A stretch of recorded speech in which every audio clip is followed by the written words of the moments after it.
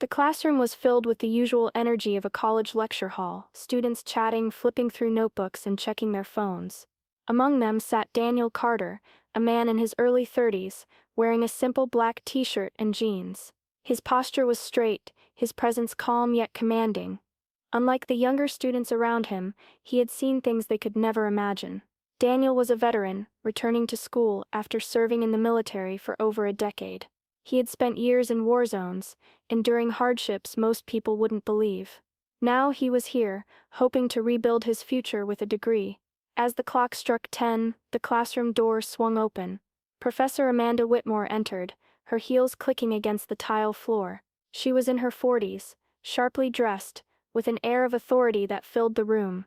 She was known for her strict grading and no-nonsense attitude, but also for something else: her lack of patience for students she deemed unfit for higher education. She scanned the room, her eyes landing on Daniel. A smirk tugged at the corner of her lips. "Ah, looks like we have a new student," she said, crossing her arms, "and a much older one, at that." The room fell silent. Some students exchanged awkward glances. Daniel met her gaze but said nothing. Professor Whitmore chuckled. "Well, I suppose it's never too late to learn, though I do hope you can keep up. This class isn't some remedial program." A few students snickered, others looked uncomfortable, but Daniel didn't flinch. He had faced worse than this. A condescending professor wasn't going to shake him. What Professor Whitmore didn't realize was that Daniel wasn't just here to learn. He was about to teach her a lesson she would never forget. As the class proceeded, Professor Whitmore's sharp, condescending remarks continued. She would often pause her lecture to glance at Daniel, making comments about his unusual background, like his time in the military. "Isn't it nice," she remarked one day, "that some of us get a little extra time to discover what we really want to do? Though I'm sure someone like you," she glanced over at Daniel, "probably already knows exactly what he wants, right? After all, military life doesn't really leave room for personal growth." The class went silent again, eyes darting between Daniel and their professor. But Daniel remained unfazed. He kept his focus on the lesson, not giving her the satisfaction of a reaction. Professor Whitmore clearly wasn't used to being ignored. "Come on, Mr. Carter," she continued, her tone dripping with sarcasm. "Tell us, what exactly are you hoping to get out of this degree? A career in some office job?" Her words were sharp, like daggers aimed directly at him. A few students chuckled nervously, unsure of how to react. It was clear the professor was trying to break him down, but Daniel wasn't biting. Instead of responding to her taunts, Daniel raised his hand. The room fell even quieter as everyone waited for him to speak. "Yes, Mr. Carter?" Professor Whitmore asked, her voice dripping with fake sweetness. "I'm here to learn," he said simply. His response was calm, direct, and almost unremarkable. But it made something shift in the room. For a brief moment, even Professor Whitmore's smug expression faltered. She cleared her throat, quickly moving on with the lecture, though her eyes never fully left him. She was irritated now. He wasn't responding the way she expected. But that wouldn't last. It wasn't long before Professor Whitmore's mockery escalated. She would call on Daniel during class, often in an attempt to embarrass him in front of the rest of the students. One afternoon, she asked a question about the political systems of different countries, something that was clearly a bit more difficult than usual. Students shuffled in their seats, flipping through notes as they tried to recall the information. When the silence grew too thick, Professor Whitmore's eyes landed on Daniel. "Carter," she said sweetly, her voice far too pleasant, "why don't you share your thoughts on the differences between authoritarianism and democracy?" Daniel had been listening carefully, but the question was difficult. Still, he knew the answer. He took a deep breath and began speaking. "Well, authoritarianism is a system where power is concentrated in the hands of one or a few individuals, and there's limited political freedom. Democracy, on the other hand, allows for the people to have a voice in government through free and fair elections."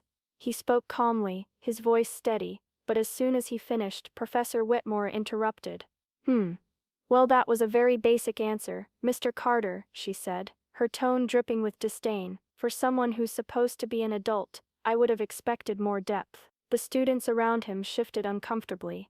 Daniel's cheeks burned, but he refused to let her see any vulnerability. He just nodded, letting the moment pass. But that wasn't the worst of it. The following week, The class had a group project. As the groups were being assigned, Professor Whitmore chose to pair Daniel with a few of the younger students. She even made a comment as she handed out the groups. "I think the younger students might be able to teach Mr. Carter a thing or two," she said, the whole class laughing in agreement. It stung, but Daniel still said nothing. He wasn't here to argue with her or get caught up in her childish games. Yet deep down, he knew the time for silence was coming to an end. The group project was a nightmare from the start. Daniel's assigned group members, 3 younger students, didn't take him seriously. They ignored him during the planning stages, assuming he had no idea what he was doing. They whispered behind his back, making jokes about him. One of the students, a girl named Emily, rolled her eyes when he tried to offer input. "You're just here to make up the numbers, aren't you? You're probably used to following orders, not thinking for yourself," she sneered. Daniel felt his patience fraying, but he said nothing. He knew that engaging with them would only make things worse. The project deadline loomed, and the tension grew. The group hadn't made much progress, and Daniel's suggestions were being ignored more and more. Emily and her friends seemed content to let the project fail, knowing they could blame him when it did. The final straw came when they had to present their work. Daniel's group was last. As they stood in front of the class, Emily, who had taken the lead, began speaking. She rambled through their findings, clearly unprepared. Daniel could see Professor Whitmore's sharp gaze flickering between the group and her notes, as though she was waiting for an excuse to rip them apart. When Emily finished, there was an awkward silence. Professor Whitmore's eyes narrowed as she spoke. Well, that was disappointing. Her voice was cold, her words cutting like a knife. "You had one job, to show me you actually understand the material." She turned to Emily. "And you? You're the group leader, you should have done better." Emily shifted uncomfortably, but before she could respond, Daniel spoke up. "Professor, if I may," he said, his voice steady and confident. The class fell silent, as all eyes turned to him. Professor Whitmore raised an eyebrow, clearly surprised that he was interrupting. "Yes, Mr. Carter? I believe I should take responsibility for our failure," he said, his eyes locking onto the professor's. "But the truth is, we didn't fail because of a lack of effort from any one person. It's because we weren't allowed to work together as a team. And that's something I should have said earlier." For a moment there was a long, uncomfortable silence. Emily's face flushed with embarrassment. Professor Whitmore's eyes flickered with irritation, but Daniel wasn't finished. "I may not be as young as the rest of you," he continued, his voice growing stronger. "But I've learned how to fight through much worse than this. And I won't let anyone treat me like I'm some sort of joke." The room was still, the tension was palpable. Professor Whitmore opened her mouth to respond but closed it again, clearly unsure of what to say. Finally, after what felt like an eternity, she spoke. This time her voice quieter, less mocking. "Carter, I'll take your point into consideration," she said, her tone much less confident than before. For the first time, she wasn't speaking down to him. The days following the presentation were a strange kind of quiet. The atmosphere in the classroom had shifted. Daniel could feel the change, not just in the way Professor Whitmore addressed him, but in the way the other students looked at him. There was a new respect, even if unspoken, that lingered in the air. Professor Whitmore, however, was not one to admit defeat easily. Still, Daniel noticed something was different. She wasn't mocking him anymore. Her remarks, though still sharp, had lost some of their edge. The playful sarcasm had been replaced by a more neutral tone. It all came to a head during the next exam. The class was taking a difficult test, one that would determine a large portion of their final grade. As the papers were handed out, Daniel sat back in his seat, steady and calm. Professor Whitmore began her usual rounds, walking between the rows, glancing at students as they worked. When she passed Daniel, she stopped briefly, her eyes scanning his test paper. "Mr. Carter," she said, her voice soft yet pointed. "I trust you're doing well." Daniel looked up at her, surprised by the lack of mockery in her tone.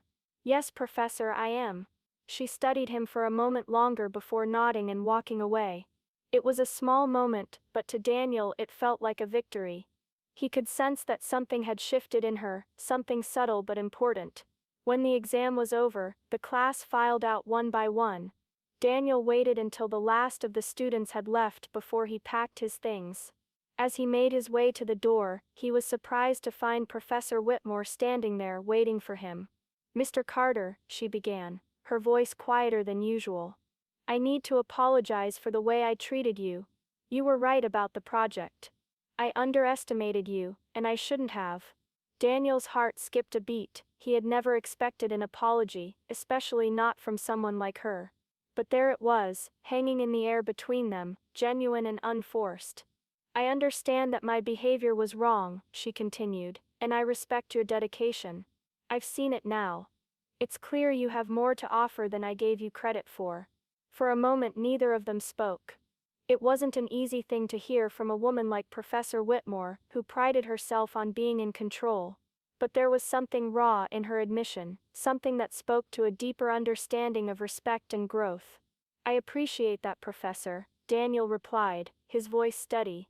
"I just want a chance to show I can do this." The brief silence was interrupted by the sound of the door opening. A few students lingered in the hallway, but in that moment, Daniel and Professor Whitmore were the only two in the room. "You're not just here to learn, Mr. Carter," she said, her voice softening. "You're here to teach all of us a lesson in resilience, and I'm grateful for that." Daniel nodded, a small smile tugging at the corner of his lips. "I think we both learned something today." With that, he walked out of the room, his head held a little higher than before. The semester neared its end, and with it, the final exam. Daniel had been studying diligently, poring over his notes, revisiting his textbooks, and practicing every topic the professor had covered. He knew this exam could make or break his grade, but he wasn't worried. For the first time in a long while, he felt confident. The tension of the past few months, the ridicule, the isolation, had all faded into the background. It was just him and the work now. Professor Whitmore, for her part, had maintained a quiet professionalism in the final weeks of class. There were no more jabs or mocking remarks. In fact, she seemed almost human. She greeted him with a nod of recognition each time their paths crossed. The morning of the final exam, Daniel arrived early, hoping to review one last time. He sat at a desk in the back, his eyes skimming over the notes in front of him. The room was quiet save for the soft rustle of paper as other students arrived. When the bell rang, signaling the start of the exam, Professor Whitmore entered. She was holding a stack of test papers in her hands, her gaze sweeping the room. She seemed more composed than ever, but there was a hint of something in her eyes, something almost apologetic. She handed out the test papers with a sharp professional motion, and as she did, she paused in front of Daniel's desk. For a brief moment, their eyes locked. "You've come a long way," she said softly, almost as if she was speaking to herself. Daniel didn't respond. He didn't need to. He knew the journey he had taken wasn't just about acing an exam, it was about proving himself, not to her, not to the class, but to himself. The exam lasted 2 hours, and during that time, Daniel worked with an intensity that reflected all the struggles he had faced. He focused on each question, carefully weighing his answers. His mind, once clouded by doubt, and the professor's sharp words, was now clear.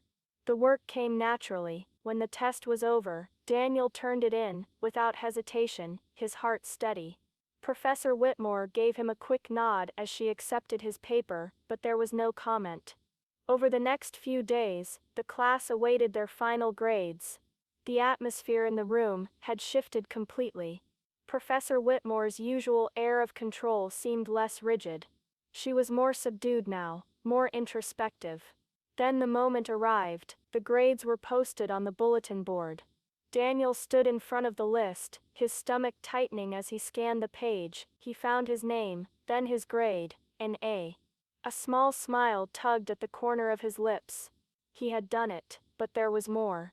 As he stood there, he noticed something odd. Professor Whitmore's grade, the one she had posted next to the others, was not just a mere again. It was a note. A personal one. "Daniel, proved more than just your academic ability. You've reminded me of something important, that resilience and respect go a long way. Keep moving forward." Professor Whitmore. Daniel stood there for a moment taking in the words. It wasn't just a grade, it was an acknowledgement. For the first time he felt like he truly belonged. The last day of class was bittersweet for Daniel. The semester had ended, and as the students gathered their things and prepared to leave, there was an air of finality in the room. He felt a sense of accomplishment. His grade, the professor's apology, and the quiet respect from his classmates all affirmed that he had made it through the hardest part. But it wasn't just about the class, it was about everything he had overcome to get to this point. His military service, the scars, both visible and invisible, that he carried with him, and the challenges of returning to civilian life. Each of those things had shaped him, but they didn't define him. As the class slowly filtered out of the room, Daniel remained at his desk for a moment longer. He was gathering his things when Professor Whitmore approached him. "Mr. Carter," she said, her voice quieter than usual, "may I speak with you for a moment?" He nodded, standing up and facing her. There was no sarcasm in her tone now, just sincerity. "First off, I want to apologize again for everything," she began. "I've been teaching for years, and I thought I knew everything about what makes a good student. But you've reminded me that sometimes, it's not about the grades or the degree. It's about the strength and perseverance to keep going, no matter the odds." Daniel felt his chest tighten slightly. He wasn't one to accept praise easily, especially from someone who had been so dismissive of him in the past. But the way she was speaking now, he could tell it was coming from a genuine place. "You didn't just pass my class, Mr. Carter," she continued. "You taught me something I needed to learn myself." For a moment the room was still. Daniel didn't know how to respond. He wasn't used to this kind of recognition. "You've shown me what real strength looks like," Professor Whitmore finished. "And for that, I'm truly grateful." Daniel didn't say anything at first, he just nodded, letting the words settle in his mind. As he walked out of the classroom for the last time, he realized something. The journey he had started wasn't just about education, it had been about reclaiming his own sense of self-worth. The military might have trained him to survive, but school had taught him how to grow. He had come back to this classroom to prove he could do it, and now, he knew he had. With his head held high, Daniel stepped out into the world, ready for whatever came next. Thank you so much for following Daniel's incredible journey in this story. His resilience, strength, and ability to overcome challenges serve as a reminder that we can all rise above the obstacles in our lives, no matter how hard they may seem.